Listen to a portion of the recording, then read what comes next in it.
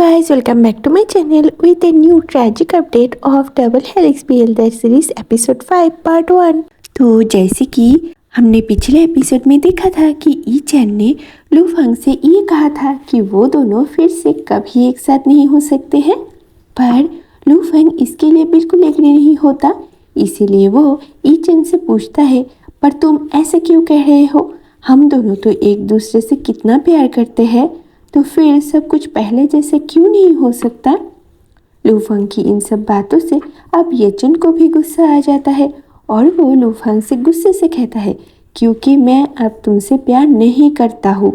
ये बात मैं पहले ही तुमसे बोल चुका हूँ। ये कहकर वो लू फंग को जाने के लिए दरवाज़ा दिखाकर अपने भाई के साथ बातें करने में बिजी होने का एक्टिंग करता है, ताकि लू फंग वहाँ से चला जाए। क्योंकि चाहे वो लू फंग से कितना ही गुस्सा क्यों ना हो, पर वो अभी भी उससे बहुत प्यार करता है। इसीलिए लू फंग को वापस लौटाना भी ई चैन के लिए आसान नहीं था, पर लू फंग वहाँ से जाने के लिए बिल्कुल तैयार नहीं था। वो तो जैसे किसी शौक में था। इसीलिए वो धीरे धीरे कहता है, तुम मुझसे अब प्यार नहीं करते हो? ठीक है, कोई बात नहीं, हम धीरे धीरे चीज़ों को आगे बढ़ा सकते हैं और एक दिन तुम फिर से मुझसे प्यार करने लगोगे। हमारे पास पूरी ज़िंदगी पड़ी है प्यार करने के लिए। हम वापस से एक साथ रह सकते हैं और तुम जितना भी वक्त चाहिए मैं तुम्हें देने के लिए तैयार हूँ। अगर हम शादी कर लेंगे तो हमारे पास होल लाइफ है एक साथ स्पेंड करने के लिए। फिर हम एक साथ सब कुछ ठीक कर लेंगे। ई चैन लू फंग के इन सब बातों का कोई रिप्लाई नहीं कर सकता था, क्योंकि उसे समझ में ही नहीं आ रहा था कि वो कैसे रिएक्ट करे। इसलिए वो लू फंग का हाथ छुड़ाकर फिर से अपने भाई के पास चला जाता है और उसको लू फंग के लिए दरवाज़ा खोलने को कहता है और लू फंग की तरफ मुड़कर उससे कहता है, मैंने तुमसे पहले ही कहा था कि हमारे बीच में कुछ भी नहीं हो सकता है दोबारा से। तुम अब यहाँ से जा सकते हो। It's very late.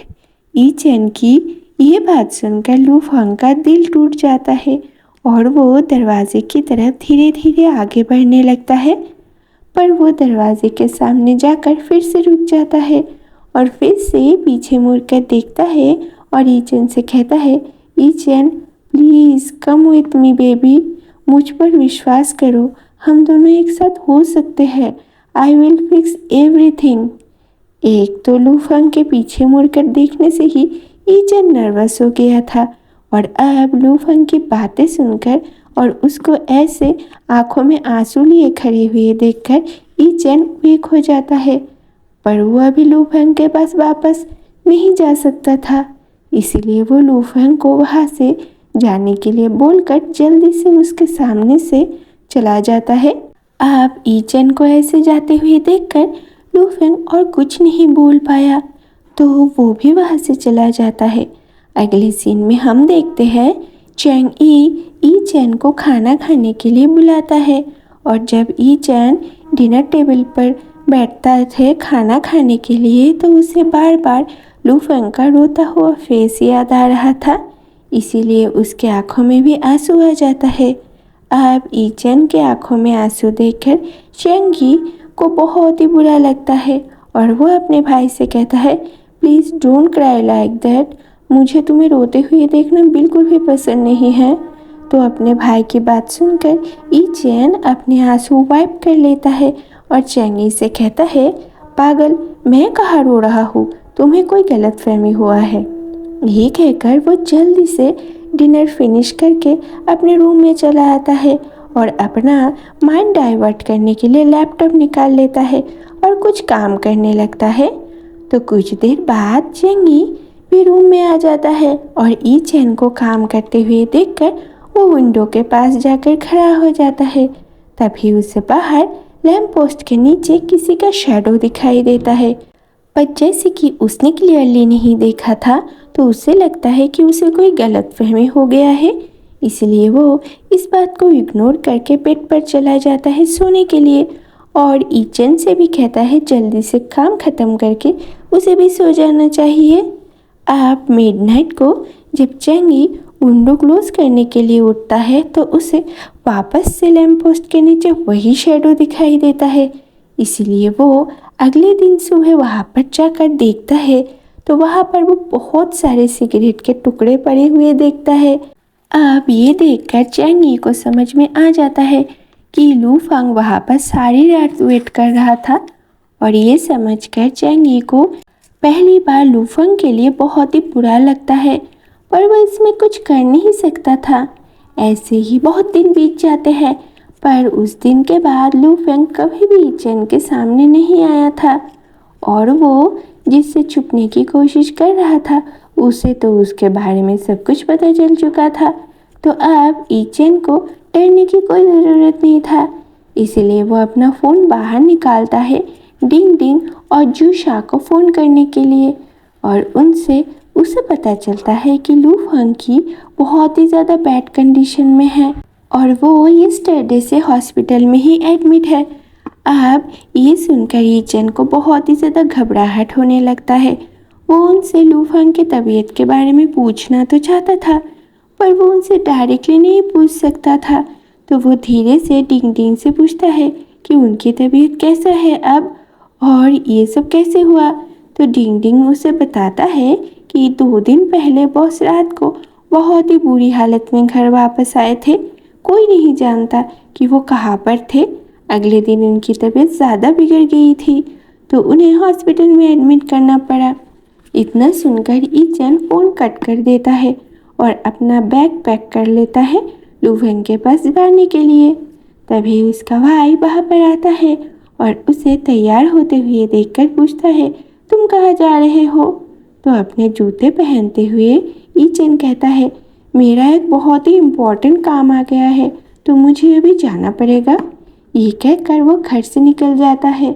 अब ईचन को ऐसे जाते हुए देखकर चैंग यी को डाउट होता है, इसीलिए वो बाहर आकर ईचन को रोक कर कहता है, tell me the truth bro, तुम आखिर जा कहाँ रहे हो?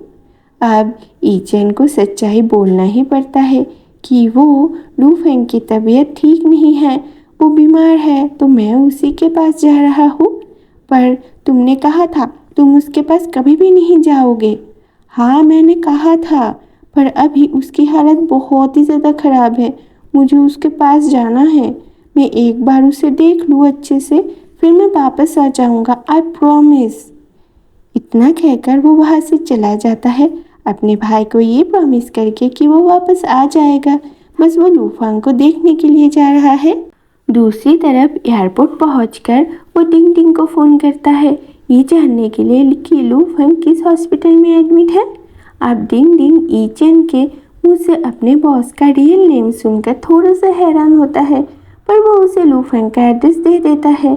नेक्स्ट सीन में हम देखते हैं ईचन लू फंग के हॉस्पिटल के बाहर खड़ा हुआ ये सोच रहा है कि वो अगर हॉस्पिटल के अंदर जाएगा तो वो लू फंग के बॉडीगार्ड से क्या कहेगा कि वो कौन है, उसका फ्रेंड या एम्प्लॉई। ये सब सोचकर वो सभी के पीछे खड़े होकर देखने लगता है कि लू फंग की हालत अभी कैसी है। तभी वो डॉक्टर से लू फंग के सिस्टर को अपने भाई की तबीयत के बारे में पूछते हुए सुनता है, जिस पर डॉक्टर कहता है कि पेशेंट को जल्द ही होश आ जाएगा, पर आप लोगों को रेडी होना चाहिए क्योंकि पेशेंट के पास 6 मंथ या 10 मंथ ही है। अब ये सुनकर ईचन की सांसें रुक जाता है, उसके पैरों तले से ज़मीन खिसक जाती है। 6 मंथ? पर आपने तो कहा था कि हमारे पास लाइफ टाइम है। ईचन बस इतना ही सुन पाता है क्योंकि बाकी कुछ सुनने के हालत में वो नहीं था। वो धीरे धीरे दरवाजे के पास जाता है और लू फंग के सिस्टर से पूछता है, क्या मैं अंदर जा सकता हूँ और उसे एक बार देख सकता हूँ? मैं उसका दोस्त हूँ। लू फंग की बहन उसकी तरफ मुड़ती है और कहती है, तुम ईचन हो ना? तुम उसे देखने के लिए इतने देर से क्यों आए हो? ईचन उससे रिक्वेस्ट करके कहता है, प्लीज़ एक बार मुझे अंदर जाने दीजिए, मैं बस उसे देखकर ही वापस आ जाऊँगा, उसको अभी तक होश नहीं आया है। लू फंग की बहन कहती है, आई प्रॉमिस मैं उसे डिस्टर्ब नहीं करूँगा, बस मुझे एक बार उसे देखने दीजिए। लू फंग की बहन कहती है, आई एम सॉरी, मैं तुम्हें अंदर जाने नहीं दे सकती हूँ। तुम्हें पता है उसने इतने सालों में तुम्हारा इंतज़ार करना नहीं छोड़ा है। तो अगर तुम उसके साथ रहना चाहते हो, तुम्हारे दिल में उसके लिए फीलिंग्स है, तो तुम अंदर जा सकते हो। Otherwise it's better to go back.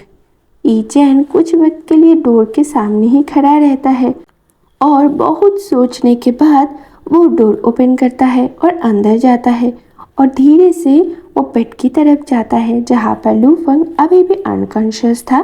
वो उसका हाथ पकड़कर धीरे से कहता है, लूफंग आई डोंट हेट यू।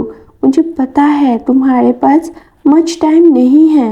मैं जानता हूँ अगर मैं तुम्हारे साथ मूव इन कर लूँ तो मेरा लाइफ और भी ज़्यादा ट्रेजिक हो जाएगा।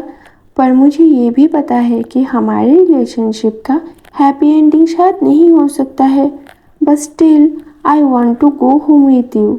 तभी लूफंग को धीरे धीरे होश आता है और वो ईचेंग से कहता है, मैं कोई सपना तो नहीं देख रहा हूँ ना? बोलो, तुम मेरे सामने ही हो ना? वो धीरे से उठकर बैठ जाता है और ईचेंग का हाथ पकड़कर कहता है, तुम सच कह रहे हो ना? ये कहकर ही वो उसे हक कर लेता है। क्या तुम सच में ही मेरे साथ घर वापस जाना चाहते हो? मुझे नहीं पता ये सब मुझे सपने की तरह क्यों लग रहा है। टेल मी ईचन, क्या तुम सच में ही मेरे साथ रहना चाहते हो? प्लीज से yes. Promise me you won't leave me again. Look at me, तुम ऐसे क्यों रो रहे हो? क्या मैंने तुम्हारे साथ कुछ गलत किया है? प्लीज़ ऐसे मत रहो। अगर तुम ऐसे ही रोते रहोगे तो मैं तुम्हें किस कर लूँगा। ईचेन फिर भी अपना आंसू रोक नहीं पा रहा था तो लूफेंग उसे हक कर लेता है और उसे किस भी करता है, जिसको ईचेन नहीं रोकता। Don't ever leave me again. It's okay, I love you so much Yichen. Yichen Lufeng से दूर हट जाता है और उससे कहता है, तुम झूठ कह रहे हो, तुम मुझसे प्यार नहीं करते हो। ईचेन की ये बात सुनकर लूफेंग उसे फिर से हक कर लेता है और उससे कहता है, क्या तुम मेरे लिए कुछ और दिन वेट नहीं कर सकते थे? मैं सब कुछ सॉर्ट आउट कर दूंगा, प्लीज़ ना ईचेन। कुछ और दिन? तुम्हारे पास सिर्फ 6 मंथ है। मुझे सब कुछ पता चल चुका है। हम बस 2 साल साथ रहे, फिर हम 5 सालों से एक दूसरे से अलग है। तो फिर इन 6 महीने में क्या ही हो जाएगा? तुम्हें मेरे पास रहना पड़ेगा। अब ईचेन की ये सब बातें सुनकर लूफंग सरप्राइज हो जाता है। What are you trying to saying? मैं बिल्कुल ठीक हूँ। और तुमसे किसने कह दिया कि मेरे पास सिर्फ 6 महीने ही हैं? मैंने डॉक्टर को तुम्हारी बहन से बातें करते हुए सुना है कि तुम्हारे पास ज़्यादा वक्त नहीं है। अब ईचेन की ये बातें सुनकर लूफेंग क्या करे, उसे समझ में ही नहीं आ रहा था। सके गाइस, आज के इस पार्ट में बस इतना ही। मिलते हैं अगले वीडियो में इस एपिसोड के नेक्स्ट पार्ट के साथ। तब तक के लिए बाय बाय दोस्तों।